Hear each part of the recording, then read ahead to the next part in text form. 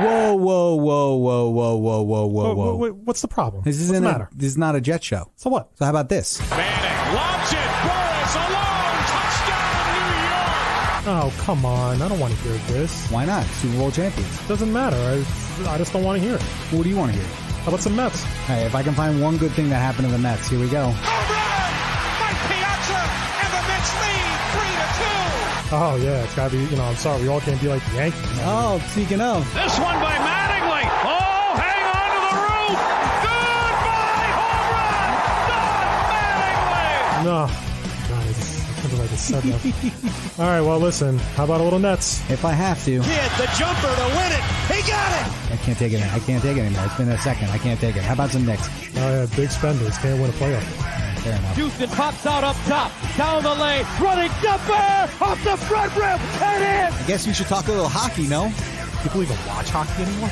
They watch the Rangers. Well, if you have the Rangers, you got to have some violence. Yeah, no, they didn't have a YouTube in the 80s. All right, let's get the show started. Here we are, polar opposites.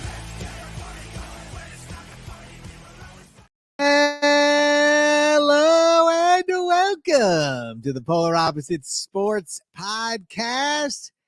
I'm Matt Stevens. Alongside me, as always, Is Craig Moffat. Craig. Matty, how you doing, man?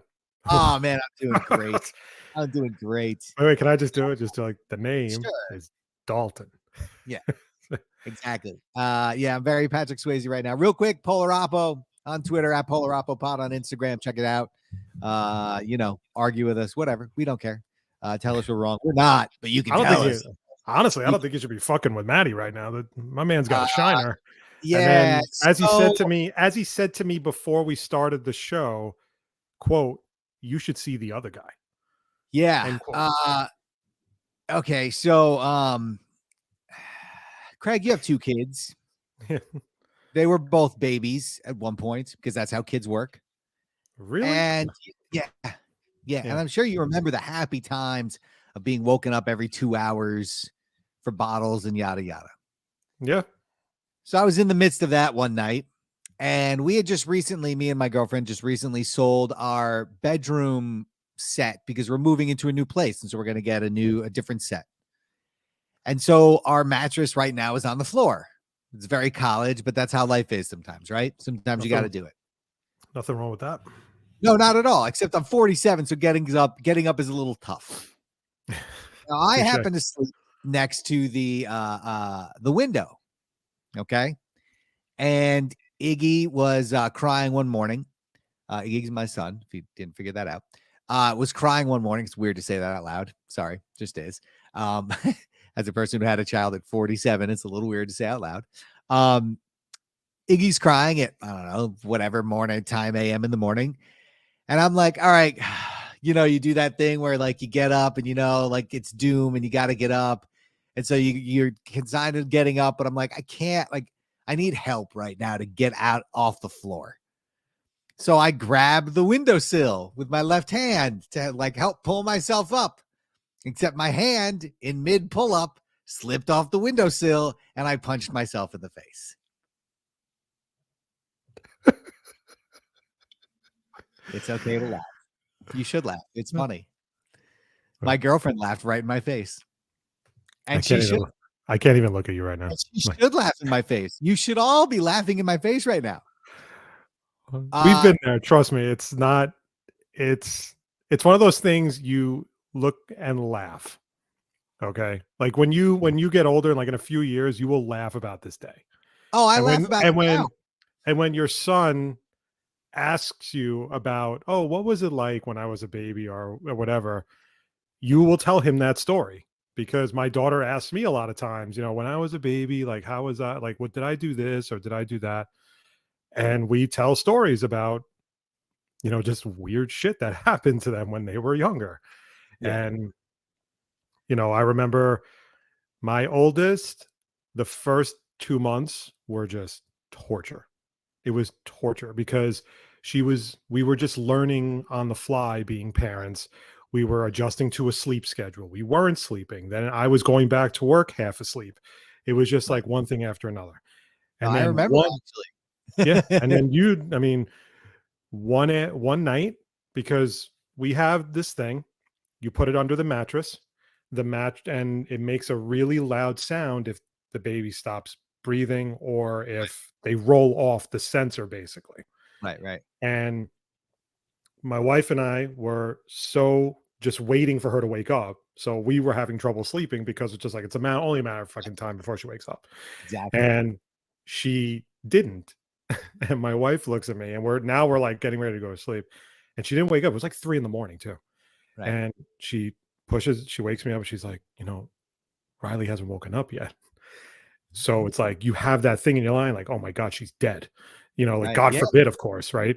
Of course, it's like, you never want to believe that because it's like you're so new to being a parent. You're not expecting your daughter to sleep through the night at 2.5 months. That's the crazy part. So it's like when she does, it's like, oh shit, like, is she gonna be okay? Like, and you freak out, man. You freak out sitting like in your bed. Yeah. And Yeah. then that day, she slept through the night for a while. Like she did really well. Like each night was like better and better. And then she kind of hit a wall because they call it sleep regression. It's when Right. they just, the kid just basically like, kind of reverts a little bit, kind of regresses to the norm. Obviously, that's why the term. And then it was like when we had our second, we got greedy because we thought we knew everything. And we Right. thought we were like, yeah, we got it in the bag, man, and everything. And man, my youngest did not sleep through the night for over a year. Yeah. Like she woke up at least once a night. Like Yeah. sometimes it was good, sometimes it was like 3 times or whatever. And one thing about kids is they will always surprise you. Everyone's got a story. Everyone's got a similar story. Like I have friends, like all of our friends, like our little unit of friends that we have, like among all the kids and stuff, our stories are interchangeable, like with our kids. Right. We can tell you the same story. Like I live right down the block from a friend of ours, really, really cool family and everything. And we were talking one time and, the mom was like, oh, well, she's such a freaking pain in the ass and to put to bed at night. And I'm always yelling at her. And I'm like, you too? And she goes, I can't believe you guys don't hear me yelling at her down the block. And I'm like, I can't believe you don't hear me yelling at them down the block. But And your we kids just each other out. yeah. But it's these interchangeable stories. It's just literally like it's like Mad Libs, right? Yeah. You just insert the kid's name there, and the parent has the same freaking story. It's insane. Very true. You think you're going to be different, but guess what? You're not. Yeah, it's just like You're not different. Your experience might have differences, but it's a lot of it's the same. The very first. So I punched myself in the face. The very first night I brought my oldest daughter home, we could not get her to go back to bed because she was on a sleep schedule and she could only eat a certain amount a day, amount each feeding. It's like 2 ounces. Right. And it got to the point where we were just like losing our minds and we had no choice, but we had to get in the car and start driving because we just needed her to go to sleep. Like we were just losing her. We were frantic and the nurses were getting pissed off at us constantly calling them for help and everything. So literally 4:00 in the morning, my wife and I hadn't slept and I'm going in the car, driving up and down Limbrook, trying to get this kid to go to sleep. And we went we almost went on the highway. That's how bad it was, man. Like, because we just didn't know what to do. And there was nothing we could do. It was we just had to learn and, we just had to adapt and that's just what it is. And, it's a now struggle. It's this, you'll get there. It'll be cool, but it's a story. story. Every once in a while. It's a story for the it's a story for the memoirs. Yeah, It's just like when you look back on it, it's really funny. Yeah. All right, enough about the kid anecdotes for this week. We have a lot to do. We're going to get into some New York stuff in a moment. We're going to talk a little about the NBA Finals. Nuggets are 1 game away from beating the Heat. So Game 5 is tomorrow night. I actually thought it was tonight for some reason, but it's tomorrow night in Denver. It should be tonight. That's what I was saying. It's a Sunday night. Monday night NBA is a little weird, no? No, they got to have rest. Like, get out of here with this crap. Come on, man. It's not like they're flying coach. Yeah. Put them on the plane and get them over there. Jesus. It's the altitude. I mean, altitude of going back to Denver, right? Yeah. The altitude. I guarantee you, the partying in Miami is way worse than the altitude in Denver. Call me Okay. crazy. I highly doubt I'm seeing fucking Duncan Robinson right now with an oxygen mask as we're going in, just flying into freaking Denver to play the Nuggets. So He's wearing that yeah. mask what's his name? Marshawn Lynch used to wear. Okay. The Bane mask. Yeah. Oh, good for you, So sir. we have a little. We welcome back the return of Buzzer versus Bell this week. We are going to pay tribute to the Iron Sheik who passed away. Matt has a trilogy about him, which he will share. And we have, in case you missed it, like we always do, we're going to do 4 in the first half of the show and then to do the last 4 at the end of the show. All right. So without further ado, we also got to yell at the PGA here a little bit. Oh yeah, I meant to tell you that. I'm sorry. Yeah, you're right. We're gonna get to the PGA Live merger, and no words. Anyway, Just none. I mean, So- I have plenty of words, but we'll get to it later. All right, so let's get into last week in New York as we look at 5 of the things going on right now. We're not going to really get into too much football. They're at OTAs. It's not really anything major to talk about. Nothing really from Giants camp from what I saw outside Just of the don't Jets. get hurt. Just don't get hurt. And then what Just happened? Get hurt. In Jets camp, CJ Uzama, I guess, hit a divot or something on the field, and like he hurt his leg, and now he can barely walk. I was like, that's why I'm like, this is why I don't fucking go crazy about OTAs. Right, but as long as nothing's broken and it'll be fine by camp. I don't care. But it's the calves, hamstrings, and knees are things I don't want to hear. That's all. That's all. I don't want to hear it. And high ankle sprains. Don't do it. Like So teenage suicide. All right. So without further ado, last week in New York, we will start out with the New York Mets. And of course, as I was mentioning before, the Mets are finding new ways, Matty, to embarrass themselves after getting swept in Atlanta the last few days. 3-run leads in each game. Oh. And they lost all 3. So everybody's doing the same shit. We got to fire Epler. Got to fire Buck. Got to do this. Brandon Tierney wants him to trade Verlander. Okay. Here's the thing. It's not as easy as you think it is. It's not as easy to turn around tomorrow and say, okay, Justin Verlander's going on the block. Okay, Buck, you're fired. Who are you replacing him with? Who are you replacing him with right now? Eric Chavez? Okay. I mean, if that's really what you want to do. The thing is that I put the accountability, again, on the fucking players. We pay Max Scherzer $40 million a year. He's got to pitch better than the way he pitched in Atlanta. He does. Justin Verlander needs to pitch more than 3 innings. Agreed. Yes. You know, Buck has not, in my opinion, has not been great. Has not been great managing the team. The hitting has been atrocious, although it's been better. It's been better. It's been but better. It's still not where it should be. They scored a ton of runs in Atlanta. They just couldn't hold leads. The bullpen, you know, outside of Raley and outside of, you know, Robertson's been fine. So I'm going to give Robertson a little bit of a break on blowing the save. But it happens to everybody. Like, it happens to everybody. I'm not killing Robertson because, honestly, Robertson's been very good for the Mets filling in for Diaz. Okay? It's just like, it's getting so fucking frustrating to just watch a team finding ways to literally rip your fucking heart out. And they should have won 2 out of 3 of those games. They should have won 2 out of 3. If not all 3. You give Scherzer a 4-1 lead, he should be able to hold that lead. You know, Verlander went down 3-0 early, then the Mets come back and they're all of a sudden it's 6-3. Right. Nimmo hits the grand slam. I think Alvarez homered in, or Beatty had a big hit in that inning. It's just getting tiresome to watch. And the thing is there's no quick trade tomorrow to fix this. And if you do, you're going to have to give up something big. And at this point, like, I don't know if I'm prepared to give up. Alvarez is pretty much untouchable. You're not getting rid of Alvarez. But it'd be a guy not on the major league roster right now, but it'd be a big guy. Yeah. Like, I mean, I really like Beatty. And at this point right now, it's just, I don't want to give up anybody right now. And the only players I know that are on the market right this second are Aroldis Chapman and what's the guy's name? The other pitcher for the Royals, Barlow, I think his name is. Yeah. Or something like that, right? Outside of that, nobody's really making any trades. And if you do make a trade, you're going to get freaking creamed on what you're going to have to give up. It's just one of those things that, unfortunately, they have to figure out a way to get out of it. The guys on this roster have to figure out a way. And now Alonso's out for a few weeks. This is a prime time to give Vientos playing time at first base. They want to keep playing Canna. They want to keep playing Vogelback. They want to keep playing this. It's beyond frustrating. It's gotten to the point where I need a mental break from the Mets because the Brave series was driving me fucking nuts. Here I am the other day going to the Long Island Ducks game, and I have 3 former Mets and a former Yankee in the game. Daniel Murphy, Adenny Echeverria, and Alejandro De Aza were all former Mets. And the one former Yankee on the other team, Starlin Castro.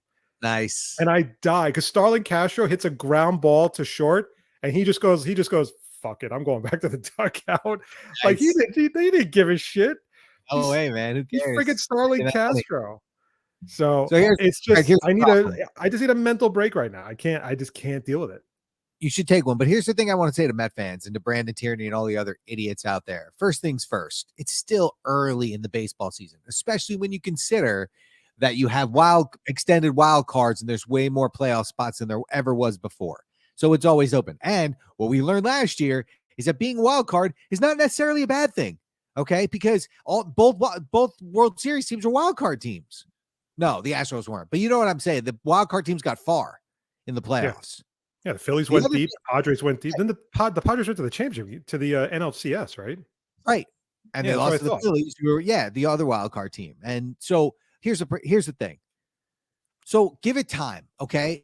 The problem for Met fans is you guys maybe just look at it the other way. Maybe they're just reversing what they normally do.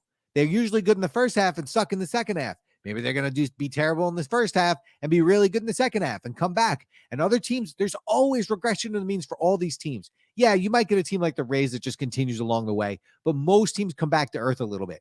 The other problem too with firing Billy Epler and Buck right now is this. This is an analytically driven team, which means the guy they replace him with, the interim GM, is a guy that was under Billy fucking Epler. So guess what? He's going to do things like Billy Epler. So it's not going to be a change. It's not going to be different. The guy that replaces Buck is going to do the same crap. They're going to play Vogelback. They're going to play Kana. They're going to do these things because that's what their analytics are telling them. And here's the thing. The hitting hasn't really been the problem recently. All teams go through slumps. It happens to every great team. The problem you had this weekend, the problem the Mets are having right now is you can't sync up. You're not syncing up. When the hitting's good, the pitching sucks. When the pitching's good, the hitting sucks. You need to get them both together for like 2 weeks and go on like a 8 out of 10 or something like that. Go on a tear or whatever you call it. So just give it time, man. You just gotta, not you. I know I'm not talking about you here. I'm talking about the idiots, the trade people and all this other shit. Now, here's the only thing I will say, Craig, and this is my biggest problem with Billy Epler, other than a lot of the moves he's made has not really worked. But here's what I will say. They need to, if they are going to make a run, okay, they need to replace Diaz somehow at before the trade deadline. And that's, you can't go the season with one thing. But that's the one thing I was saying to myself was like, that's probably the one thing I'm going to kill Epler on the most. The problem with the Diaz injury was it happened so close to the start of the season that it was just tough. It was tough to recover from. And I think even he knew that if he called the team for a closer, he was going to get fucking fleeced. He was going to get fleeced out of his ass. And it just wasn't. So that was the frustrating part. Now, you can't replace him when he got injured. That's not what I'm saying. I'm saying by the trade deadline, though, you need to got to have somebody. You got to have somebody. Because the harsh reality is, like, Robertson's pitched well this year. Rarely, for the most part, has pitched well this year. So is Ottavino. The problem is Buck has always been very dependent on Ottavino. Like, pitches him a lot. Sometimes a little too much for my taste. Drew Smith is like very hot and cold. Like sometimes like he's really on point, but then like he overpower, like he tries to rely on his slider too much, and he always leaves it hanging and gets crushed every time. Because there was a weird stat that when Drew Smith throws fastballs, he's like his opponents are only hitting like 160 against him. When he tries to throw sliders, they're like over 300. Right. You know, the bullpen itself hasn't really been too much of an issue up until now. The starting pitching, Verlander's been very like hot and cold. He just came back fine, but in a big spot, he failed. Scherzer in big spots since last year has failed. When we needed him the most to have a big game, he has failed. I mean, the they're Atlanta 39 series. and 40 years old, man. Like it's gonna happen. I mean, the Atlanta series last year, when they were holding on to the division, he had a stinker. In the wild card game against San Diego in game 1, he had a stinker. When they needed him in this game, in this series against Atlanta, he pitched like shit. I mean, it's frustrating. And it's like, and the thing is, like, that's when the offense is like starting to crush the ball, because the offense proved they can hit Atlanta pitching. But for some reason, they just, the bullpen and the starting rotation just completely fell apart.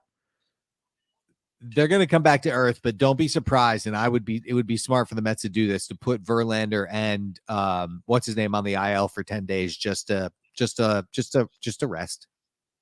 They're old. Can you do that? Hey, sure. You can put them on the IL for anything. You can say whatever you want. Elbow tendonitis, like whatever. It doesn't matter what you say, right? Like they don't check. My favorite injury is when the Mets put Jed Lowry on the IL, basically for his entire stay in New York, for PCL laxity, whatever that is. Yeah. I look at that. All right, that's enough on the Mets. Let's move on. All right, so let's jump to the Yankees. The big news with the Yankees, Aaron Judge is back on the IL with a toe injury. Apparently, he's saying it's very painful. So that's obviously the reason why he's on the IL right now. He's a 260-pound dude who ran into concrete wall with his foot. It fucking probably hurts. Jesus, I'm sure the walls broke too. But would you agree with me when I say that the Yankees are a different team when Judge is not in the lineup? Yeah, I mean, you're missing an MVP, right? Like the guy and it's not just he hits home runs anymore. He gets on base. He works counts. He hits for average. He gets RBIs. Like, and his defense is exceptional, and his arm is top level. So you're missing an all around great player. What the Yankees need right now is this: they need Stanton. They need Donaldson.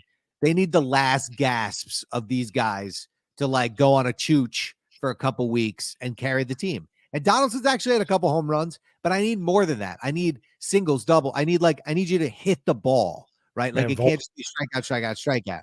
That Friday game, Volpe came so close to having a walk-off 3-run homer to beat the Red Sox. I know. Kenley Jansen was definitely shitting in his pants on that one because it definitely looked like it was gone. And, listen, Volpe, you're going to have to just lower your expectations as far as average goes. But if you look at the rest of his numbers, they're actually going to be really good. He could have upwards of 70 stolen bases. He's going to have probably over 20 home runs. He's probably going to have close to 50 RBIs batting out of the 9-hole. So, look, they just need another guy. And Stanton's that guy, right? Stanton can be that guy where he can go on a chooch for like a couple of weeks and just crush it. Like it can happen. It just needs to happen, and needs to happen now. Because it's that's where, unless here's the thing. The only other thing I would think the Yankees could do right now is try and catch lightning in a bottle and just bring up Dominguez, right? Just bring him up and just put him in right field for a couple weeks until Judge comes back. So tell him you are coming up for 3 weeks. As soon as Judge comes back, it doesn't matter what you do, you're going back. Like you can tell him that and just be like, just go have fun, just go play and see what he does. And then if he rakes, then you put him in left field and you're done. You know what I mean? Like you can always go back on that word. Like who gives a shit? So they just need that to happen. But other than that, I mean, look, it just sucks. It sucks because like him and Pete Alonso, like both. Yeah, the Alonso injury was tough. But that segue back to the Mets for a minute. The Mets, after they have a really great series against the Phillies, then they get swept by Toronto where they don't show up, where the offense doesn't show up. Alonso hits a fucking home run and he's like talking shit after the home run. Don't chirp. And it's like, come on, man. Like, do you see what I mean? Like, you just came off getting your asses kicked by the Blue Jays at home for 3 games. And then you're going into Atlanta, which is a house of horrors, pretty much. The Mets never play well in Atlanta. And this guy hits 1 home run. He's freaking chirping at the pitcher as he, when he goes into the dugout. It's like, are you freaking kidding me? But this is what I mean, too. This is what I don't understand about the Mets. Why are you getting so fucking cocky over a goddamn home run? Win the game, and then after that, if you want to celebrate, be my guest. But it's like, it's so annoying because like you're getting so arrogant and cocky on a goddamn home run. That's what the Mets have always been, though, dude. And the thing is, look, I don't believe for a minute Charlie Morton hit him intentionally. I saw Charlie Morton's reaction after he hit him. He looked like he was like genuinely concerned. Either that or he's a really good actor. But I mean, would I like, all right, this fucker wants to do that, then I'm going to come inside on him, But it's just like shit like that just gets so frustrating. and the one guy that they shit on is Lindor, and Lindor has like a 7-game hitting streak with like 3 home runs, like ever since they started shitting on him. So it's like, Alonso, he has 22 home runs and hasn't done much else this year. McNeil struggled. Nimmo has struggled. Marte has struggled. They've all struggled at the same time. But it's okay, Matt. You know why? Because I won't get excited for the Mets until the 2030 season, because the Mets only make the World Series every 15 years. Okay. 2000 against the Yankees, 2015 against the Royals. So it's 2030. 86. That's it. That's the season that I want Steve Cohen to be focused and put that World Series roster together, because I'm telling you, it's going to be in 2030. They go to the World Series. By that rationale, the Giants are due. The New York Football Giants, that is. Yeah, that's actually a good point. So all right. So we're done with baseball. Let's jump to basketball. Damian Lillard on some podcast earlier this week said that the 2 teams he will accept a trade to are the Nets and the Miami Heat. Matt's gloating, as you can tell. If you can't tell, you can sense it on the podcast when you listen to it, because it's just, you just get this feeling that like Maddie's going to do here we go. I'm right. So I'm not right. It's just he knows what's the perfect situation. Like, it's the perfect situation. Go Everybody. To Miami. I don't want him anywhere near Brooklyn. Perfect. Right, but Miami's trying to win now, right? Like it's a totally different scenario. It works perfectly in every way. Jimmy Butler's aging. Damian, they can age together, like just shooting threes, and Jimmy can just run up and down the court. You add back in Tyler Hero, although he might have to go in the deal. But you got Bam there still, and all. It's so perfect, and it pains me as a Knicks fan to say that, because it's going to ruin the Knicks for the next couple of years, because they're not going to be able to beat the Heat. That team, they're not going to. They couldn't beat the Heat without him. You think they could beat the Heat with him? So I was reading an article in The Athletic about what a potential deal for Lillard to the Nets would be, and I'm like, no, I don't want it. It was going to be like the players meant nothing to me. It was basically like centered around Dinwiddie and Joe Harris's expiring contract, but it's the picks that I don't want to give up. We just went through shit with Kevin Durant and Kyrie Irving, and I'm glad to finally close the book on that. We've talked about it the last few shows. Marks does really well in these spots in the first round, 20, 22, whatever. They're picking 21st and 22nd. It's to the point where I don't want to give up. I want to build the future again. Like, I want to kind of build the future again. I don't mind bringing in veterans, try to a solid veteran. That's not going to cost me 4 freaking first rounders. Jeff Green. Okay. You want like a Jeff Green? I just want guys that right now, like, listen, I want to build this team around Mikal Bridges and Cam Johnson. They play together in Phoenix. I want them to stay together in Brooklyn. If it requires me to deal Dinwiddie or Dorian Finney-Smith, fine. Okay. I'm okay with that. But I don't want to give up 3 or 4 first round picks to go with 2 contracts for a soon to be 33-year-old player that you and I have already kind of admitted is not going to bring the Nets a championship. Nope. He's just not. Not against Milwaukee, not against Boston, not against the Knicks, who I think are going to be an even better team next year, not against Miami. They're just not. No. So why am I going to mortgage all that future for a guy who, and again, it's nothing against Lillard. Nothing whatsoever against Dame Lillard. I love the guy, but he's 33 years old. He's got 2 more years left at $88 million or $89 million. He's not going to bring the Nets a championship. He's just not. Even if it is. And I got into a debate with like a guy on Twitter because he was like, oh, well, if we get Dame and we get Mikal Bridges, then we could just put like role players like they did in Miami with Butler. And I'm like, what role players are you going to, like, which role players, first of all? It's not just, okay, we'll get a bunch of role players and call it a day.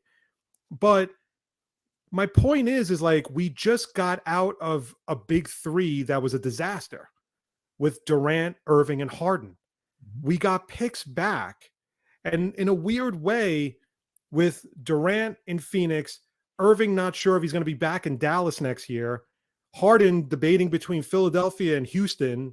If he goes to the Rockets, then the 76ers are probably toast. the fact is like, even if that happens, it's like, I want to start building this team back. And if we have 2 first-round picks, if you trade one for a player, fine, have at it. But I just don't want to remortgage the future we just reacquired for, again, a 33-year-old player who's terrific, They're but not he's going just not going to. He's They're not not going to bring Brooklyn a championship. But he's just saying it because he has to say other teams. He wants to go to the Heat. He's saying because he doesn't want to go to the Knicks, so he wants to go to New York because he's got other careers he's trying to think of and whatnot. He's going to the Heat, man. That's where he's going. They're gonna have the package to get for him. He's going to the Heat. It'll be like Tyler Hero, Max Strus, and some picks and whatnot. But like he's going to the Heat or he's going somewhere else, but he's not going to the Nets because the Nets aren't going to do it. They're not going to do it. And if they do it, it'll be super dumb and I will laugh out loud. I like where the team is now headed with Bridges, Cam. I love Claxton as a center, even though I think he's out of position. You have, I don't know how they feel about Dinwiddie and like Dorian Finney-Smith moving forward. They might want to keep him around. I don't know, but they have a lot of wings that they're going to try to trade. Like Royce O'Neal's a guy I think who's going to probably get traded. They might try to trade Joe Harris's expiring contract this year. I love Cam Thomas just coming off the bench as like a sixth man just for that offense because the guy can score. I like where they're headed. Let's keep going that way and not all of a sudden get so blinded by what to me is just a fake window of contention because you're going to automatically assume that Lillard is going to come here and bring the Nets a championship. He's not. No. Then there was talk about them getting Siakam from Toronto. Do they even have enough to get those guys? Like not only Lillard, but Siakam? They don't have enough to get both. They're not getting either. They're just like, here's the thing. The Nets, you have to get used to this now, dude. Your team is going to get used just like the Knicks because people think they're dumb enough to make these trades. They're using your team. You just got to fluff it off. You're not getting either one of those guys. And I'll be happy. And honestly, the only guy I would want Siakam. I'd be very happy. I'd be very happy not getting Lillard. I don't want Damian. You don't want Siakam for what you got to give up for him because then you're back at square one. You have nothing to put around him because you have no picks. You have no guys because you had to trade them all to get him. Like it's not a good. They're not at a place where you can make that trade right now, and so they won't, and they shouldn't. But they're just getting used. It's just like the Knicks. It's a New York team, so it's easy to use them because they think after they acquired Durant, and if you think about it, like the Nets are a team now that acquires big talent, so they're going to get used every time that's coming up. Now they are. All right, enough about the Nets. Speaking of the Knicks, yeah. So Julius Randle revealed during the end of season interviews that he had surgery on his injured ankle. Yep. So now a lot of the Knicks fans are giving him a pass for his shitty play in the playoffs. So like, oh yeah, he was hurt. Oh, he was hurt. That's why he's not, Don't play. Exactly. It's like, I'm sorry, man. I commend it's a give and take, right? It's a give and take. It's a little bit of a slippery slope because you want Randall on the court. He wants to be on the court, but he's not 100%. But at the same time, they have Obi Toppin. Give Obi Toppin more minutes if Julius Randle's really struggling to play on the injured ankle. He didn't look hurt when we saw him in the postseason, but you ran him out of town. You were ready to run him out of town after they got eliminated by Miami. Now all of a sudden it's like, whoa, wait a minute. Oh yeah, now that makes all sense. That's why the Heat beat us because Julius Randle hurt his ankle. It's just nonsense. It's all nonsense. My thing is this: don't use it as an excuse if you played. If it was well enough to play, like surgery could mean anything, right? Like it could have been anything. And I understand that surgery means something major happened, but they could have just wanted to fix something that might have taken longer with physical therapy. You know what I mean? Like that's possible too. But at the same time, it's like if you know he shouldn't play, then don't put him out there. Don't play. That's all I'm saying. Knicks played well without him. Yeah. And the thing is, if you know that he's hurt, and he's going to be a liability, even at 50%, 60%, whatever, don't put him out there. The Knicks are a pretty deep team this year. There's plenty of guys that could probably take his place, and you could substitute. Thibodeau can figure out ways to adjust his rotation a little bit. But I don't want to hear it. I don't want to hear the excuses about Julius Randle because now all of a sudden you love him because he was hurt. The day after they got eliminated, Every media outlet was ready to run his ass out of New York. I never loved him, and I still don't love him because I think he doesn't understand what his role should be, and I don't think Thibodeau ever makes him play his role, what his role should be. And his role should never be ball handler.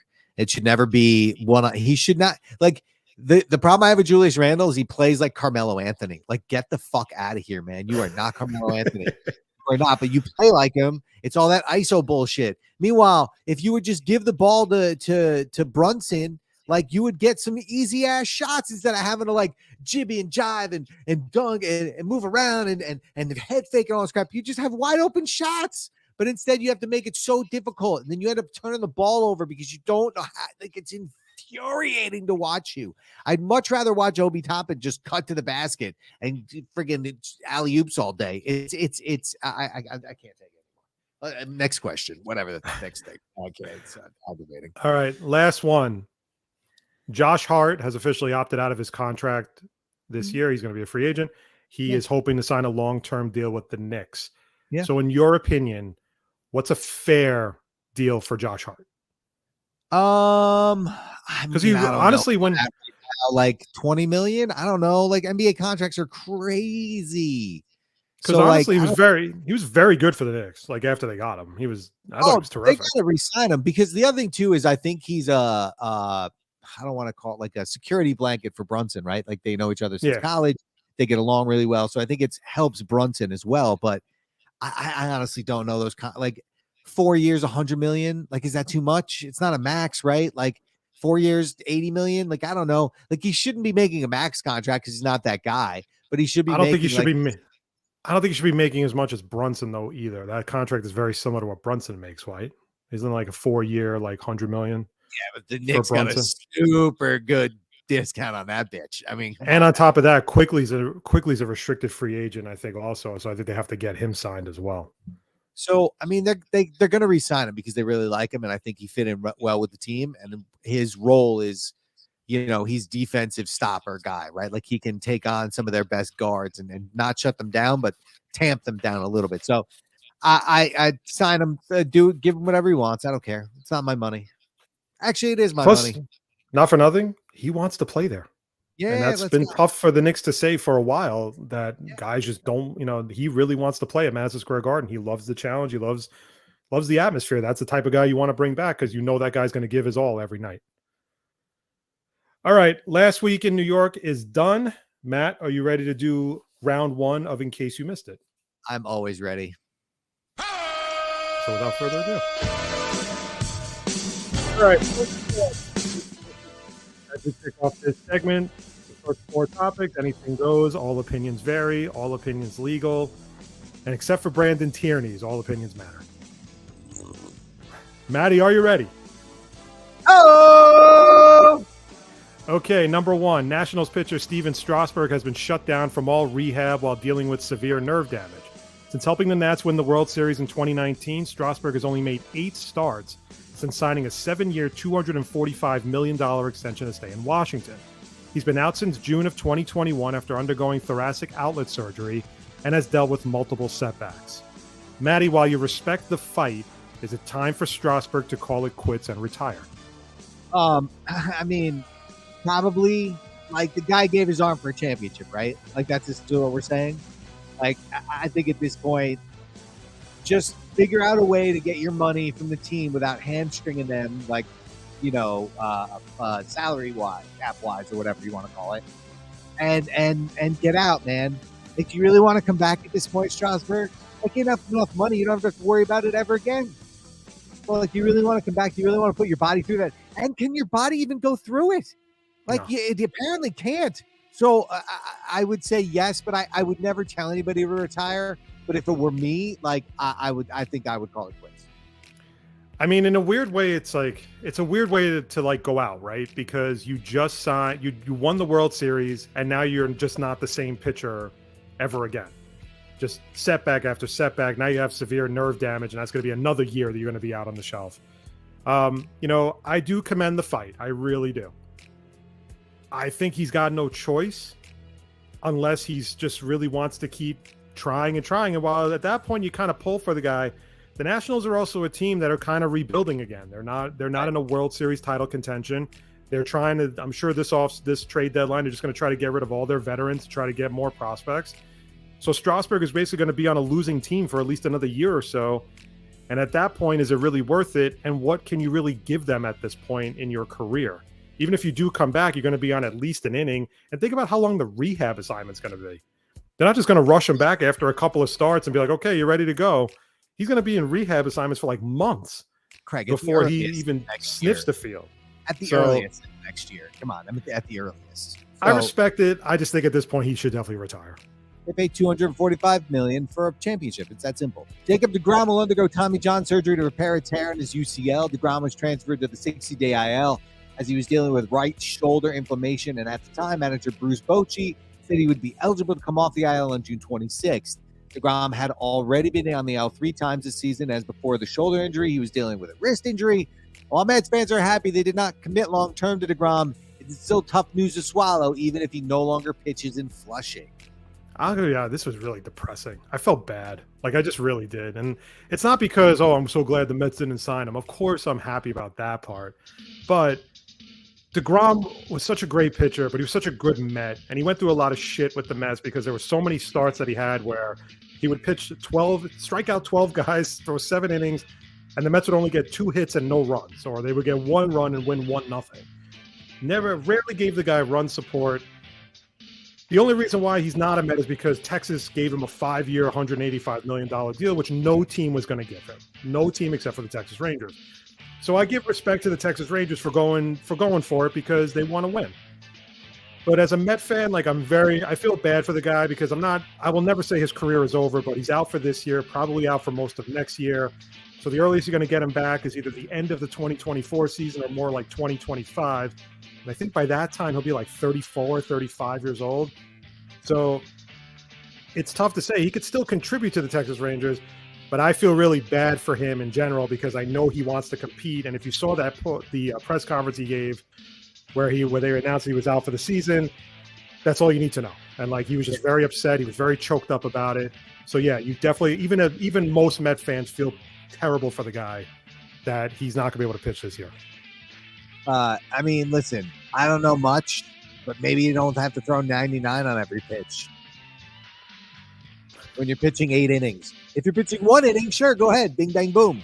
But if you're pitching 8 innings, maybe sometimes throw 95. Like, I mean, I hate to be that guy, but like, there has to be a correlation somewhere, right?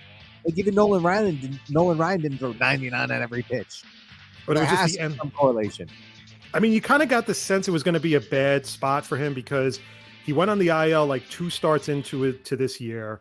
Then he had the wrist issue. Then he had the shoulder inflammation. Now he's having Tommy John surgery. So it was just like one thing after another. And you just had this feeling it was going to eventually lead to that. And when Bochy was being very vague about when he was going to be back, you kind of put 2 and 2 together. It wasn't going to be anytime soon. Yeah. So, all right, number 3, during an appearance on the Rich Eisen show, Stephen A. Smith had some surprising comments about Ja Morant's future. Quote, "A lot of players I know are from the streets. And I can tell you that people within the NBA community are not just concerned about Ja Morant playing basketball, they're concerned about whether or not he's going to be alive in 5 years." End quote. Commissioner Adam Silver said before the NBA Finals that the league will wait until after the series to reveal the results of his investigation into Morant's actions off the court.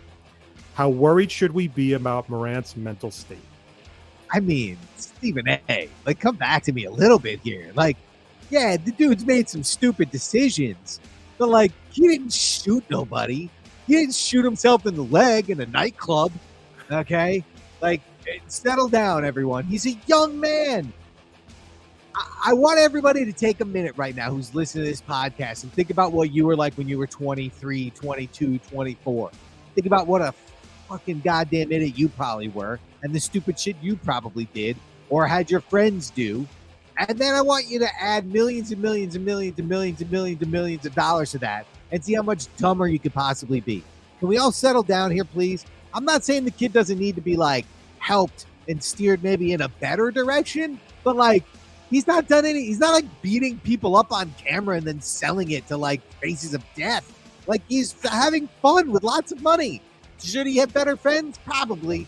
But like, come on, man. Like, can we get like, come on. We were all that stupid. Stop.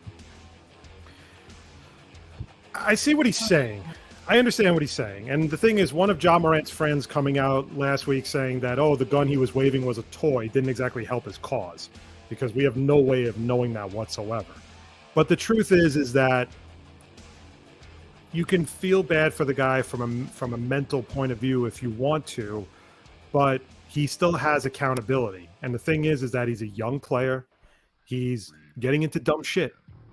That's on him. Yeah, There's of nothing course. really. The thing is, he doesn't play for a shitty team in the Memphis Grizzlies. They're still a very good team. He's making plenty of money. He's just hanging out with a bad crowd, and that's on him to kind of figure out eventually. Not really on all of us to feel sorry for the guy. Right, but going from that to, is he going to be alive in 5 years, is a fucking stretch, man. Like, come on.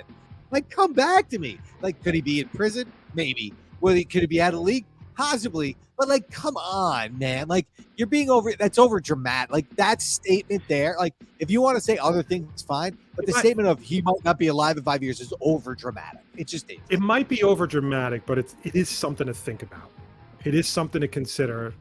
Again, it really depends on what the NBA rules on him going into this after the series is over, because they have the draft coming up and everything. If he's suspended for a season, people will worry about him because they think he's just going to get involved in dumb shit again.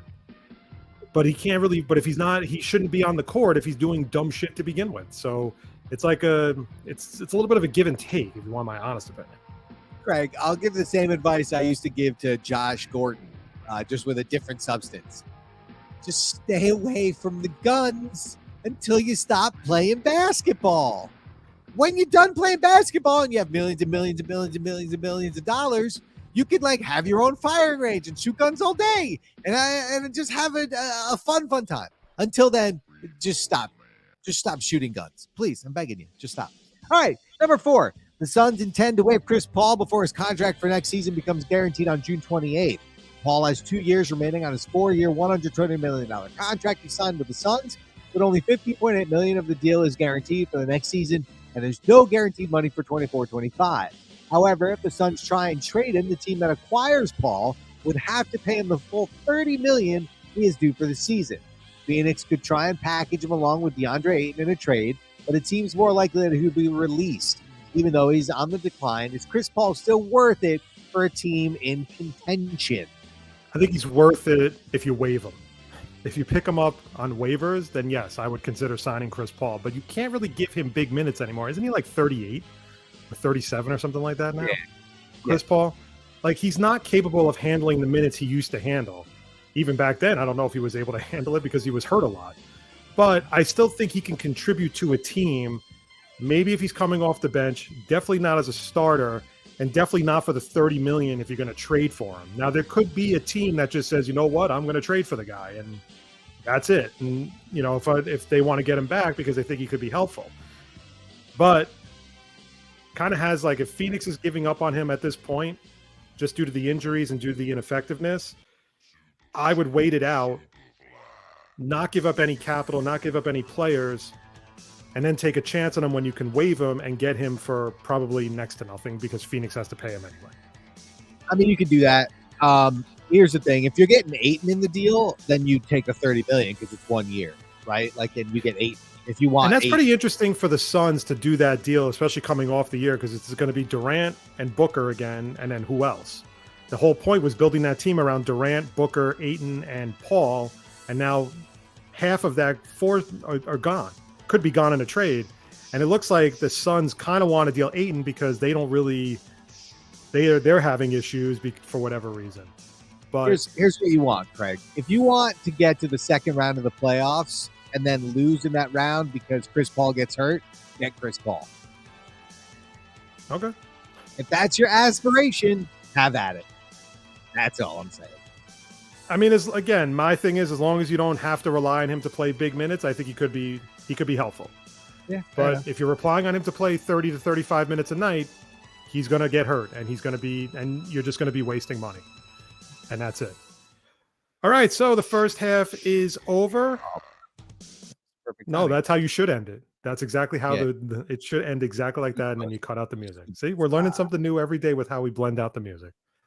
Well, so unfortunately, what I'm using right now on StreamYard doesn't have the capability to fade in and out between songs. It just stops and then plays the next one.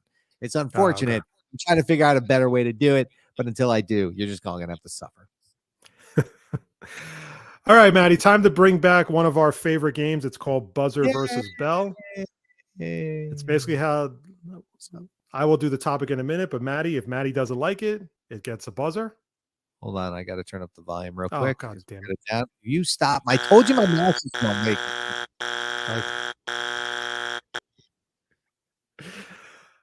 And if Maddie does like it, it gets a bell. There we go. So today's topic is, so we've been doing a lot of stuff with movies, right?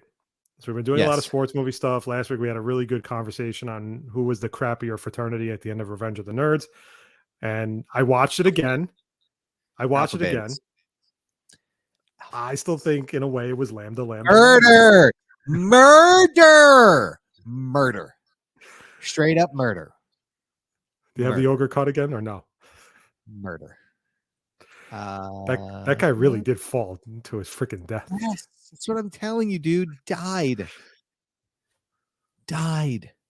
But died. So we have our opinions on that one. So what I thought we would do today is, yes, I think you can agree that sometimes we get tired of, like, as soon as you see the possibility, or you're at the movies or you're watching a movie and you see a preview for a sequel to a movie that shouldn't be made into a sequel, you just flip the fuck out. You're like, oh my God, this is absolutely ridiculous. Yes. Right. I mean, it's like if you made The Godfather 4, would that be worth watching? If you made Goodfellas 2, I mean, well, that was Casino. But so here's the thing. I have 4 sports movies right here. Yes. I'm going to read you the plots. Okay. I wrote the plots for these movies. Okay. And you are going to tell me if you're worth watching it or if it's not worth watching it. Let's do it. Okay.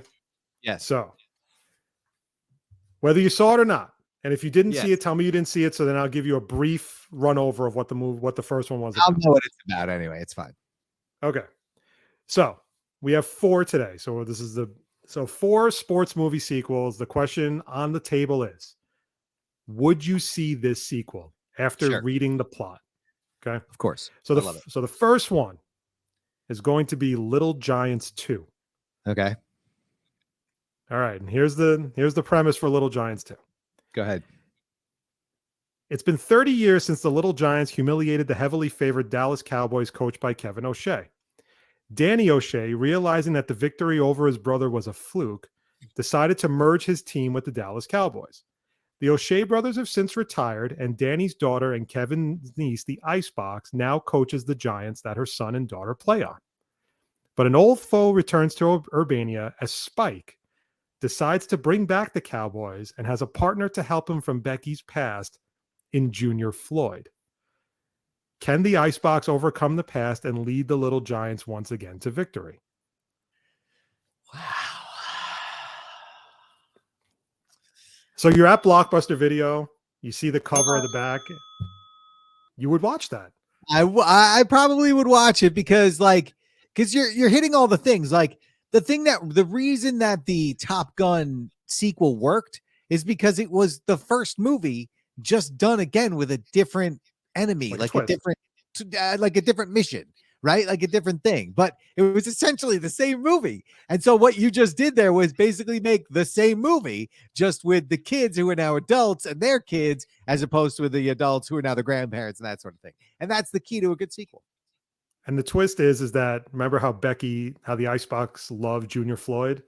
Yeah. Now there's tension because now he's partnered up with Spike and he's bitter. Yeah. For whatever reason, whether she dumped him or not or whatever. All right. Good. That's a good one. All right. So Little Giants 2, hopefully coming soon to a theater near you. Just so you know, this is trademarked. For anybody listening out there, you can suck it. Craig gets all the money if you make this into a movie. Yes. I'm already patenting this as we speak. Yeah, do it. All right. Number 2. Yeah. A League of Their Own 2. Okay. Here it is. After winning the first Women's Baseball World Series for the Racine Bells, it's bullshit, Kit Keller develops a bit of an ego which flusters her sister Dottie, as only Dottie knows that she purposely dropped the ball after almost taking her sister's head off in the top of the ninth of that game. Unfortunately for the Rockford Peaches, Jimmy Dugan has not avoided the clap and has fallen off the wagon, which results in him getting fired. Mr. Lowenstein, seeing an opportunity, makes Dottie a huge offer to return as a player/manager for the Peaches. After talking it over with her husband, Bob, she accepts the job, which frustrates Kit and starts a new round of tension between the sisters. Really? I don't need like yeah, I don't want more of their bitchy. I don't want more of their sister nonsense. Like I don't care. Like I don't care. Like you had me almost up until that part. Like These you are had still me, bitter. like, Dottie comes back and the whole thing, and like I get all that. Like it's the comeback and whatnot. But the renewed tension between the sisters, like I can't. She's so annoying. Kit was so annoying. Dottie was like Eeyore if Eeyore was an athlete. Like it was, I didn't want to be here. I'm dead. I'm good. I want to go home and get married and have kids. Stop. She really was, though, too. But you sense how bitter I am. You see, that's how bitter I am to make sure Yeah. you know that Dottie dropped the ball. I know. And, Yes, we all know Dottie dropped the ball. We all know it. We all know. All right, I'm not watching that one. Get on the next one. It's a Dottie. Oh, I want to have kids. It's fucking Game 7 of the World Series, and you feel like you have to leave the team right now to have She's kids. like 24 years old, man. Like, go. You're gonna have plenty of time to have kids. Suck it Wouldn't up. it suck if like she did try to have kids and they lost, and then she still couldn't have kids? I mean, that would kind of suck. I'm right? 47 with a kid. You got time. Yeah. All right. So it's buzzer 1, bell 1, round 3. And the Fight. film is Field of Dreams 2. Okay. Yeah. Okay. Ray Kinsella listened to the voices, built a baseball field, and it ultimately led to saving his farm. But the voices have disappeared, and the baseball field has not been as successful as when originally constructed. Fans simply got tired of seeing the same dead baseball players on a nightly basis. As he gets out of his truck after a night out with his wife and daughter, he hears the voice again telling him, baseball is boring, football is better. Ray discusses with his family, and he watches the blood rush out of both their faces as they admit to themselves he got very lucky the first time the voices spoke to him. After talking to them briefly and briefly considering committing himself to a local mental facility, he builds a football field on his farm, and within days, he is visited by some of the all-time deceased greats of football, which leads to the dead baseball players feeling jealous that Ray's attention is now focused on a different sport.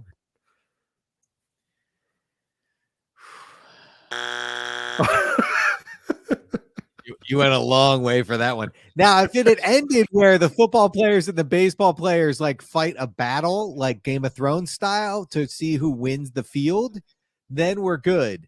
But up until then, no, I can't. Well, I hadn't gotten that far yet. If you build it, they will come. Football's better. Football's And then- better. Baseball sucks. And then we Yeah, have or if you would have done like Ray Kinsella's descent into madness, like he just goes into a mental ward and like then like he wakes up, or like he wakes up after the first movie and he's already in a mental ward and the first movie was all just a hallucination. Yeah, like he'll go crazy when he's doing the end zone and like that guy in the Snickers commercial who spells the Chiefs wrong and spells it the Chefs. Oh, And then he'll just delve deeper into madness. I thought that was a good one. And then we could have Terrence Mann come out at the end and go, people will come, Ray. People will come. No, they won't. They will not. On to the Okay. next one. All right. So it's now buzzer 2, bell 1. This is the deciding one. And don't be afraid to do a tie. Okay. I'm never afraid to do anything. All right. The last one is Varsity Blues 2. All right. I used 2, but it could have been anything like Varsity Blues, The Next Generation, or Varsity Blueser. Yeah, Varsity Blueser. Yeah. Live Free or Varsity Blues. Exactly. So, all right. So you've seen Varsity Blues, right? I have indeed. Okay. I don't want your laugh. All right. So here it is. Here is the plot for Varsity Blues 2. After running Bud Kilmer out of town, Wes Kanan thinks outside the box and offers the head coaching job to Lance Harbor right after graduating high school. After losing his scholarship to Florida State because of his knee injury, he agrees to take the job and also brings Charlie Tweeter on as his offensive coordinator. That's Still weird. a bit immature, he gets off to a bad start, losing his first 2 games in embarrassing fashion and feeling the pressure from the town to win. Making matters worse, Tweeter is caught having a relationship with a student and is forced to quit. While out one night, Harbor sees an old friend in John Moxon as he's returned to town. Mox has left school to return to West Canaan to be with his dad, who has cancer. Lance asks Mox to help coach the team, and he reluctantly agrees as he feels sorry for stealing Lance's spotlight after his injury. Lance grows into the job with Mox, and the team plays much better, getting to the playoffs. But the first round brings an opponent with a new consultant specifically hired for this game in Bud Kilmer. So, Maddie, can Lance and Mox stop the man that knows all their tricks from coaching them? And we have a tie. You did not have me until Bud Kilmer at the end came in. That's when you drug me back in. I was up until then, I was like, do I really care about this? But then when Bud Kilmer comes in at the end, yeah, I'm good. Then we're good. Then that's where you got me. He goes, keep it up, asshole. Yeah. When he purposely doesn't call his play. What a douche. So you would see Varsity Blues too? Yes. Part 2. Varsity so Blues, to The recap, Revenge. Little Giants 2 is approved for Yes. production. Yes. A League of Their Own 2 is not. No. Field of Dreams 2 is not. No. But Varsity Blues 2 is approved for production. Yes. I should be a screenwriter. That plot is badass. I don't know about screenwriter. You could be a plot writer. Screenwriting and plot writing are 2 totally different things. Is there another movie? Is there another sports movie off the top of your head that could use a sequel? Not Major League, because they've already made 3 of them. And not Caddyshack, obviously. Although I love the second Caddyshack, even though it's awful. I just love it. Fonzanoon. What's a Fonzanoon? It's a guy who farts in the bathtub and bites at the bubbles. Let's see. Bull Durham 2? No, because you can't recreate the relationship, right? That's the real part of that. It's not the baseball, it's the relationship of that one. Now, your best bet is going to be like The Replacements 2 or something like that. Like there's another strike. Or Martel's Revenge. Yeah, like there's another strike, and he still hasn't gotten another job since he, won that playoff game, and what's his name comes in and slings the pill around, whatever. Would you do? Let me say, I'm trying. Would you do like a sequel to Blue Chips, the movie with Nick Nolte and Shaq? I mean, you can't really do that now. It's irrelevant, right? Like guys get paid. College players are getting paid now. Totally forgot. So, yeah, I mean, that was so far ahead of its time. I love Blue Chips. Blue Chips is a great movie. So far ahead of its time, but you could do the program, just do a different school, right? Like you could do something like that. But nah, I mean, it's sports movies. The reason sports movies don't usually have sequels is because the end usually is them winning something where like you went on that ride where like the next season's not going to be the same thing, right? It's just not. So that's why they usually don't make sequels. Plus they usually suck. All right. So in the battle of Buzzer versus Bell this week, it's a push. It's a tie. 2-2. So there we go. So we'll have to do this again really soon with another topic. Indeed. All right. Before we get to the last 4 of In Case You Missed It, we are going to now do what Matt likes to call a trilogy. In the passing of wrestling great. Before we do this, I have 2 things. 2 things. Sorry, jumped the gun. First, let's do the NBA Finals real quick with Denver. You said you wanted to talk about Denver. Yeah, I just want to say this real quick. And people have been talking about this, and I've been saying it as well. Denver's going to be around for a while, and assuming that these guys stay healthy, they're going to be a force to be reckoned with for a while. And we give a lot of props to Jokic because he's phenomenal. Like the dude is just so good. It's unbelievable. And again, he looks like a loaf of bread. Like he looks like a loaf of bread playing basketball, but he's probably the best pure basketball player I've seen in a very long time, especially that size. Jamal Murray, though, is excellent. He's really good. And I don't think that I don't think they got enough leap of a pass for him being injured basically the last 2 years with the knee, right? Right. And I like when he I see comes a back, difference. yeah, I mean, it's a huge difference, Craig. They're not Yeah. like teams aren't even challenging them this playoffs. It's crazy. Like they're just flying through it and against good teams and good players. So, And the and crazy Malone, thing was with game 4, it wasn't even Jokic's, in my opinion, one of no, his better games because it was Aaron Gordon who just went off in that game. right, Bruce Brown had a great game off the bench. And then, of course, like, I forgot how deep their team really is with like really is. Kentavious Caldwell Pope, Otto Yeah. Porter Jr. I mean, they are a very deep roster.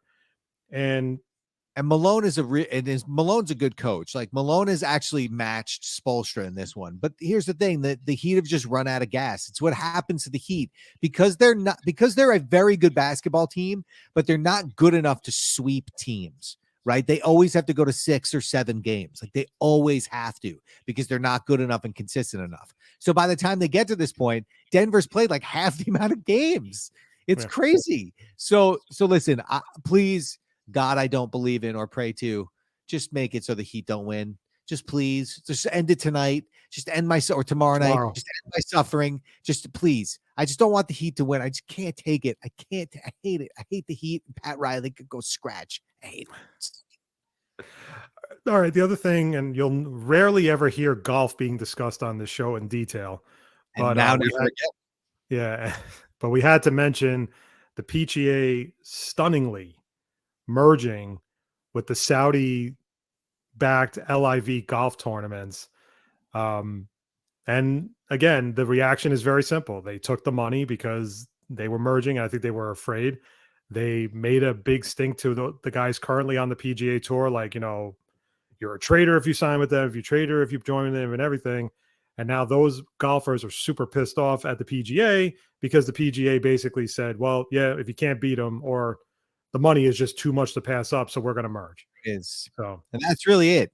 It's a sellout. I mean, it's like the classic definition of sellout. Like we say sellout all the time, right? But this is the literal definition of sellout. Like you sold your souls to the devil so that you didn't have competition, which it wasn't really competition, by the way. Was anybody watching golf? No, it was on friggin' Pix 11 and they were paying for it. And here's the best part. It was such a bad deal for Live that like if the event was scheduled to go 3 hours and it went 3 hours and 20 minutes, like Pix 11 would go into like their reruns of Supernatural and not give a shit about who finished. Okay. But I remember the turnout that was at Trump's, was it the Bedminster course that they had it, didn't have it there? And there was like hardly anybody there for the tournament. Because nobody cares. They were paying tons of money. And listen, the Saudis are trying to do this in soccer. They're trying to do it in golf. They're just trying to do it. Like they're trying to buy soccer players. Like they offered Messi $500 million a year to play soccer. They're playing Ronaldo $200 million. They're paying there's a bunch of other guys over there as well who are making money. So they're trying to just sports wash their entire being. And here's the thing, like you can get on board with it. That's fine. But like, I don't want to hear about 9/11 again. Like, I don't want to hear about now. Our country didn't go to war with the proper countries. Let's be fair. 18 of the 19 guys were Saudis. Like, I still don't understand how we're still like they're our ally, even though we destroyed 2 other countries who had nothing really to do with it. But at the same point, like Saudi Arabia is not a good country. It's just not. And we're not a good country either. I'm not saying we are, but they're a little bit worse. Just a little bit, a little bit worse for me to say this. And the PGA didn't need to do this. They didn't. But they did it because they're money grubbing scumbags who just like they just have no soul and they have no balls. Like that's the worst part is you just cratered when you had all the cards. You're the PGA. You had them all and you ruined it. You screwed it up. And now nobody cares. And now less people are going to watch golf, which is pretty crazy because nobody watches it now. Yeah, I don't know how people can watch golf. I'll be really honest. Like it's just so tough to watch. You need a good nap on a Sunday. Yeah, I just don't get it. I just don't understand the fascination with the sport. I don't understand why people want to watch it, or the people that do watch it. It just, to me, is just like 6 hours of people walking and like, oh, and he's at the 12th hole. And listen, the PGA Tour had Tiger Woods, and he's going to still be the biggest draw next to him and Rory McIlroy and all those other guys. And now it just looks like these guys who were so hell-bent on basically saying, screw you to the Saudis for taking that money. Now the PGA looks 10 times worse. The president is a complete schmuck. He's just getting destroyed left and right because they're basically saying he doesn't give a fuck about what happened with, with everything with 9/11 and all that stuff. And all he cares about is just getting money. But that's what it's all about at the end of the day. That's probably the one thing that'll save the PGA. Money, money, money, money. I so wanted to find a picture of like Ted DiBiase and comment about that on Twitter, and I just never got around to it. But I just wish the head of the PGA would have walked out in the Ted DiBiase suit for the press conference. Just like lean into it, man. Lean into being a money grubbing douche nozzle who sold his soul to the devil. Enjoy your life, dick, because you just ruined golf forever. All right, let's move on. All right, so before we get to the final four of the In Case You Missed It, we're just going to spend a few moments memorializing in truth and in general the passing of the legendary Iron Sheik. He died earlier this week, 81 years old. It was kind of funny about the Iron Sheik was he kind of disappeared from the spotlight for a long time, like after he retired from wrestling and everything. And then he just started popping up on Howard Stern and all that stuff. And that's what kind of brought him back into relevancy in a way. And just for his tirades and like all that stuff on Stern's show and everything. And listen, the one thing I'll remember about the Iron Sheik was he was one of the best wrestling heels of all time with the Roach Killer boots and everything. But you kind of you laugh at him a lot more as he got older and he just went crazy. I mean, he hated everybody pretty much. Not enough great things to say about Hulk Hogan, which we'll get into in a moment. But I couldn't tell if the Iron Sheik actually had his own Twitter account and someone was writing it on his behalf. I'm going to say it was the latter because he would just comment. The tweets would be really funny because it would have nothing to do with wrestling after a while. It would just say whoever let the dogs out is a dumb son of a bitch, or whoever did this is is like an asshole. So I only found two because there was too many to even go off of, because you start to wonder, is it him or is it someone else writing it on his behalf? So the only two I'm going to have time to say, and then we also have a couple of good audio of him, is one of the tweets I saw was, "Take a minute out of your day to be nice to someone, you dumb son of a bitch." And then the last one is when he goes, "Hulk Hogan retirement match." He hated fucking Hogan, by the way. Yeah, he hated Hogan. Hulk Hogan retirement match. You owe me big time, jabroni. I break your fucking neck, you howdy doody Hollywood blonde dumb son of a bitch.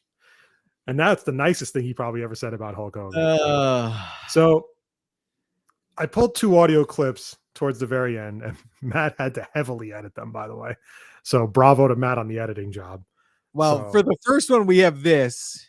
This is his class. This is what he said about everybody. Suplex him, put him in the camel clutch, break his back. Suplex him, put him in the camel clutch, break his back. That's what he said about everybody. Here's the thing about the Iron Sheik. All right. Great heel, great wrestler, super bigot, just a massive bigot, especially towards homosexuals, gay people, LGBTQ. He threw the F-bomb around, and I'm not talking about F-U, I'm talking about F-A, around like I say F-U, okay? He threw that shit around way too easily. He would talk about doing things to men and doing all this other stuff. He was not a good person. And I part of me doesn't know if that's really how he felt or if he was doing that because of the character he was playing was a Iranian, super religious guy, that sort of thing. But I think he was actually just a real bigot.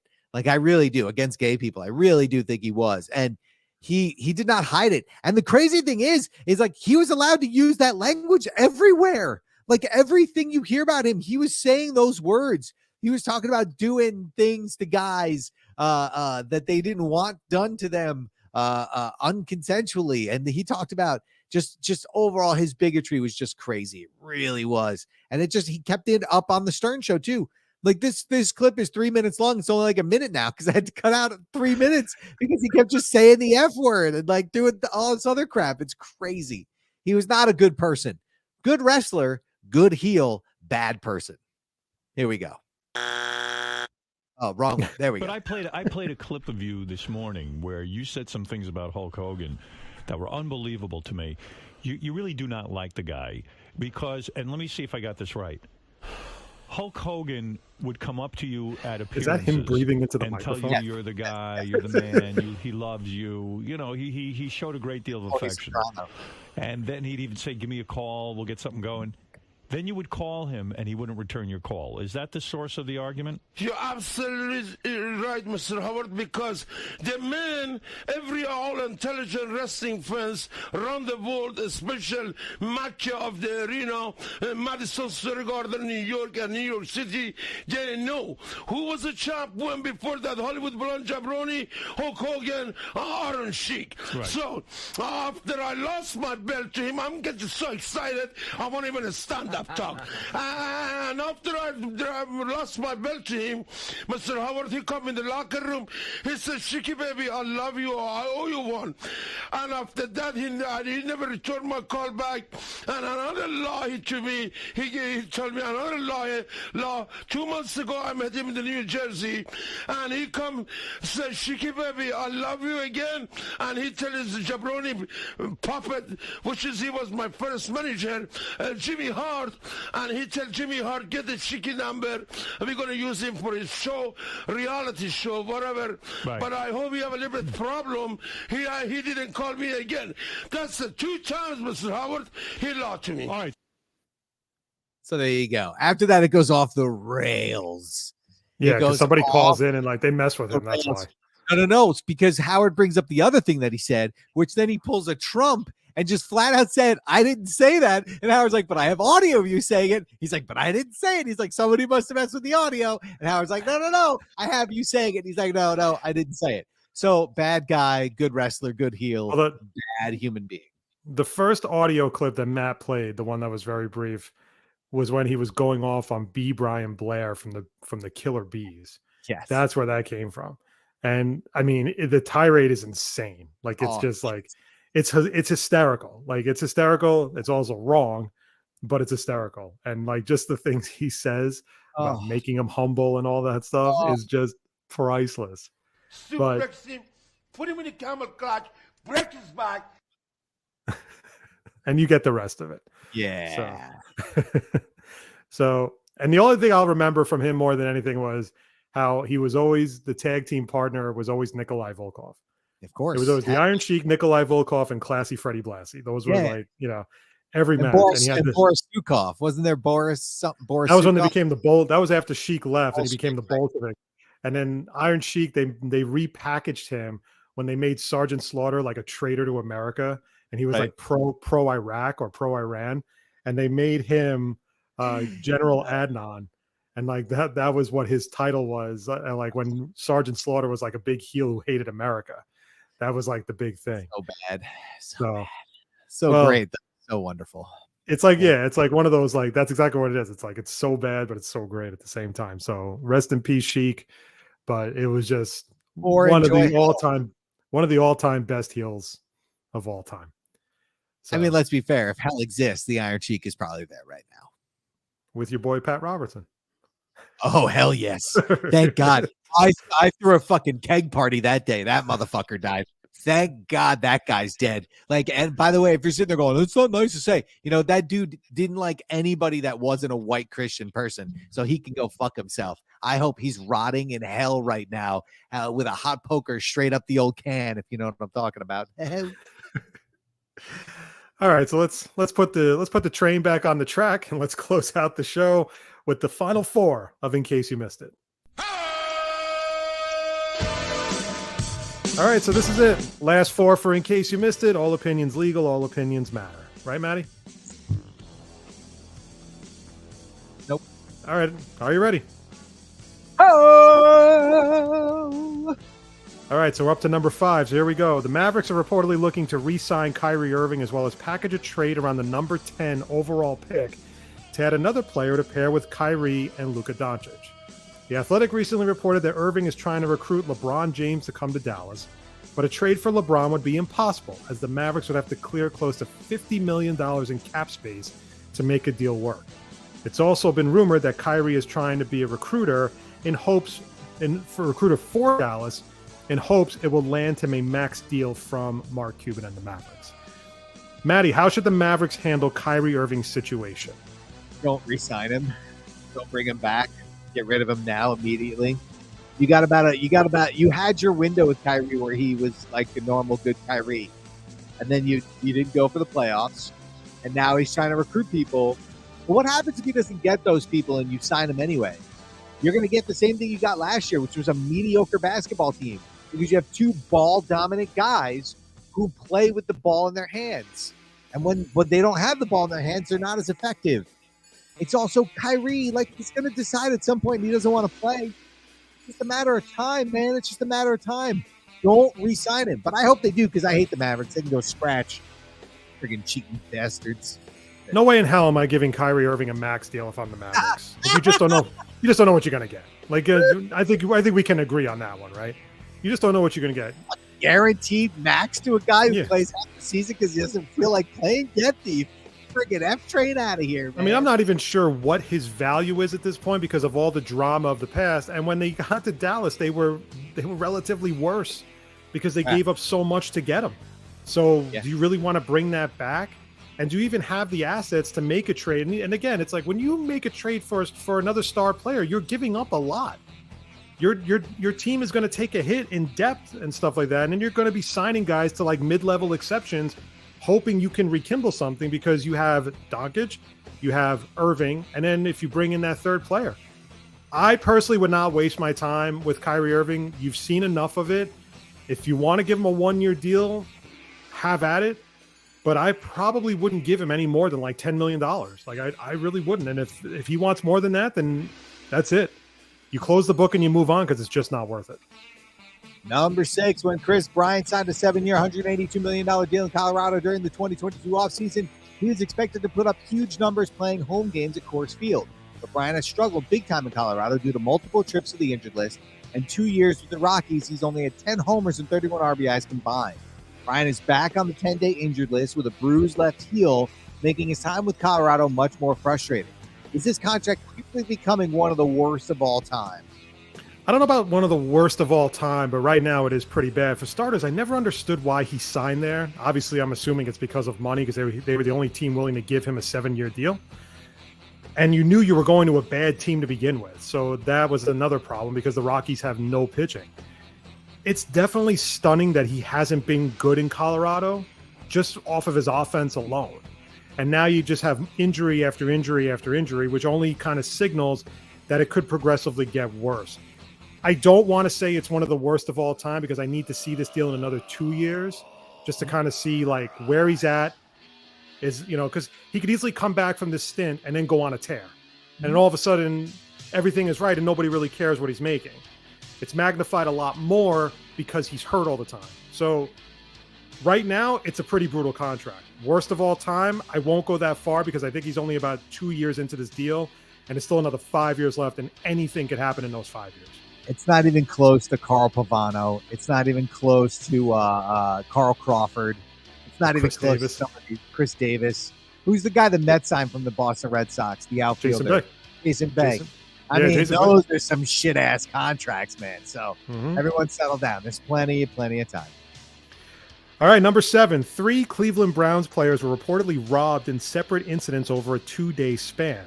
Cornerback Greg Newsome II, and defensive tackle Perry and Winfrey were leaving a nightclub around 3:30 a.m. when they were approached by 6 masked men who robbed them at gunpoint. They stole Newsome's truck and jewelry both players were wearing. 24 hours prior to that incident, running back Demetric Felton had his car stolen out of his apartment garage. Neither player was hurt in both incidents. The timing of these incidents is a bit suspicious. Do you think someone inside the organization is involved? I don't think somebody inside the organization is involved, but it sounds like they're targeting specifically Browns players, and they know that they're following patterns or whatever. Like they're hitting these guys when they know they can hit them, right? Like, you don't just happen upon them at 3:30 in the morning outside the club. You've been waiting outside of the club for them. You know what I mean? Like, you know saw them where go in. Right. You don't randomly steal that guy's car. You know where that guy parks and you take his car. So it sounds like they're being targeted. I wouldn't say it's someone inside the organization, but they're definitely being targeted. Absolutely. It's like maybe they should, instead of going to the clubs with flashy cars and everything, you go in like a freaking like a Toyota Camry or something like that. Bring back the. It was like, have you ever seen, well, even though it's like the worst of the trilogy, but like the Karate Kid 3 when he's fighting bad boy Mike Barnes and the rich guy is like trying to pretend to be poor and he drives this really piece of shit blue like truck, but meanwhile he's like got like billions of dollars and everything like that. That's what these guys need to do. They need to just drive like a Nissan Stanza or something like that, just something to get them to the club and back. Only bring like $40. No jewelry. Leave your jewelry at home. No reason to bring $100,000 necklace with you or whatever. And you'll be fine. You just might be fine. Maybe. So, but if they see you with all that stuff, you might get robbed. But do you think it says something bad about Cleveland in general, where players might get scared shitless about playing there or being there? I mean, it's Cleveland, man. It's a terrible place. They don't serve breakfast all day in Cleveland. Like, I couldn't find breakfast after 12 o'clock in the afternoon. What kind of hellish place doesn't have breakfast all day? Yeah, get the hell out of here. Number 8, NBA Commissioner Adam Silver gave hope to the possibility of expansion during an interview before Game 2 of the NBA Finals. Silver listed Seattle and Las Vegas as the potential destinations for new franchises, but the league will need to conduct TV media negotiations, which are expected to start next spring. Silver reiterated that there is nothing specific in mind right now, but that it makes sense over time. Besides Seattle and Las Vegas, Silver mentioned Mexico City as possible future locations for a franchise. Would expanding to 32 teams make the NBA better? No, it just wouldn't. The NBA, for me, is tough to watch to begin with. There's a lot of mediocre teams. Remember, we had a period of time where like teams in the 7 and 8 seed had losing records, making the playoffs. Do we really think that they're going to be any better with adding 2 more teams to this? It's obviously it's a cash grab for the expansion fees and all that stuff. We know that. And then it's maybe trying to give guys that are in the G League more of a chance to make an NBA roster by putting 2 more rosters in the league. But the quality of play is going to go down. Quality of play is going to go down, in my opinion. And you can't guarantee that superstars are going to go to these rosters. Maybe Vegas. I think Vegas more than Seattle, if that's where they go. And I mean, Mexico City. Like, do you really think Mexico City's a great place for an NBA franchise at this point? The problem is there's too much mediocrity in the NBA. Adding these 2 teams makes it relatively worse, and you're just going to have more teams middling at 500, below 500, where you're going to be fighting for a playoff spot, and you're going to go right back to that shit where 7, 8, 9, and 10 seeds are going to have losing records and don't deserve to be in the playoffs. But the only reason why they're in the playoffs is because the teams below them are worse than them. So no, I don't think they should expand, but knowing the NBA, they probably will. Well, all leagues are going to expand. They all want the money. But here's my problem. Can we maybe go to a fucking city where they didn't already have a team that had to move? Like, I understand Seattle, but like, you had a team. They were called the Sonics, and you let them go. You let them go. So why do you get another one? Why do you get another one? There are other cities out there that could use teams that would actually be good and be good, and the team would stay. Why don't you try them? Why don't you try Nashville? Nashville would be great for a basketball team. It's a good Do you city. think so? I don't know, but I feel like a lot of times when you watch these games during the regular season, half the people don't even go to the freaking games. I mean, they put teams but Nashville, like Atlanta's a solid team, but yet Atlanta's seats always look empty for games. Same thing with the Pelicans. Like we talk about Brooklyn. Brooklyn's the same way. They don't generate a huge base. Right, I mean, so Seattle's going to. They already had a chance, and like they didn't get the new stadium, so they left.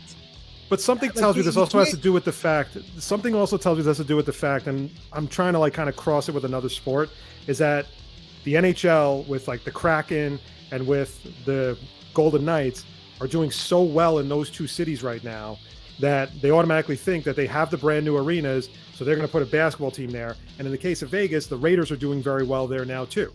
So I think that they see those 2 cities initially as the 2 cities that are, if there's ever a chance to expand to be successful, those are the 2 cities. There's just no guarantee that. I think in Vegas, basketball will definitely work. I don't know about Seattle. I mean, I can't say for certain if Seattle will be successful. I don't have a problem with Vegas. They've never had a basketball team. I have a problem with Seattle. If you put a team like, if you put them in Nashville or put them in like Portland, not Nashville and like Mexico City, for example, or I just don't see them generating the same type of interest. Yeah, it'll be fun to start, but then people are just going to lose interest. It's going to be something that'll get old really fast, and then the NBA will be stuck with a team in a crappy city that's not going to generate a lot of revenue. So I personally wouldn't, but like we just said, they're going to. It's just a case of where to put the team.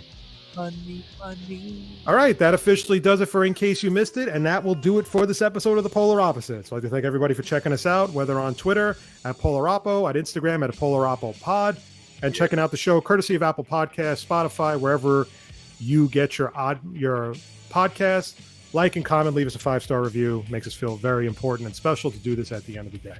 On behalf of Maddie, I am Craig. This has been The Polar Opposites. Wherever you are, stay safe. Enjoy the rest of your week. And Maddie, anything else? No. All right, so Maddie, do what you do best and take us out. Bye.